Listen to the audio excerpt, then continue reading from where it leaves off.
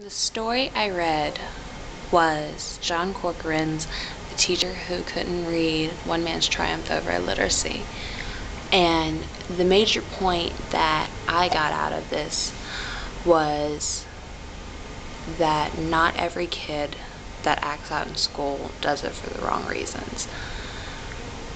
It's more of, the way I see it is, maybe they're acting out because they're crying out for help, or that they're trying to hide something.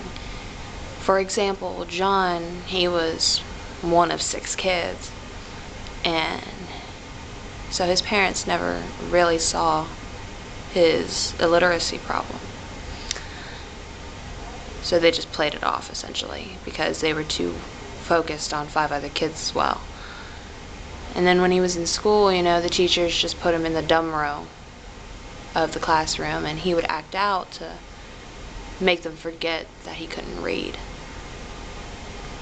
And when he went to college, he went on an academic scholarship, and through that and cheating constantly on his papers, he was able to graduate college. It's surprising how people don't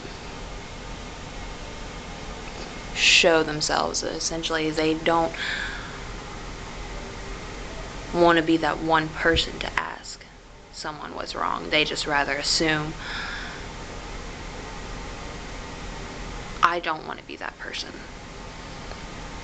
I want to be that teacher that looks at a student, and if they're acting out, I want to know why. Whether it be lack of discipline from parents, or if it's something deeper. Because there are students out there that do act out because they just feel like acting out. They want to be noticed because they're not disciplined at home. Whereas some students, like John, who act out because they're embarrassed and are trying to hide something. I'd rather try and figure out what's going on in those students' lives rather than wait and see what's going on and just having people assume that they're a bad person. By being open-minded and being that caring person and trying to figure out if this student really has the wrong intentions, just trying to figure that out makes a difference.